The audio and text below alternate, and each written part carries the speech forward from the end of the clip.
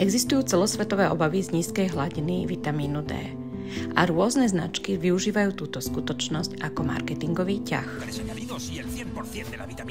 Nunca más con Clyde, porque además de vitamina C, ahora tiene vitamina D.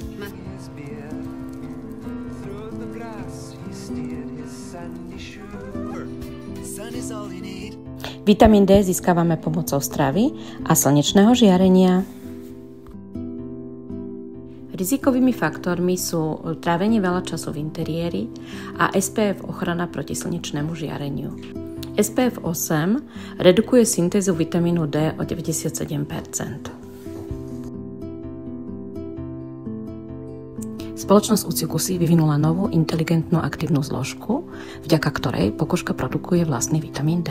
Nová forma optimalizácie vitamínu D a jeho prirodzených zásob luminestrolu pomocou epidermálnych buniek. Obnovuje produkciu vitamínu D v pokožke a jej tón a textúru. Nová aktívna zložka Nectaria Litops, ktorá sa získava extrakciou z rastlín Litops, ktoré sa nazývajú živé kamene. T-Skin je hĺbkové anti-aging ošetrenie.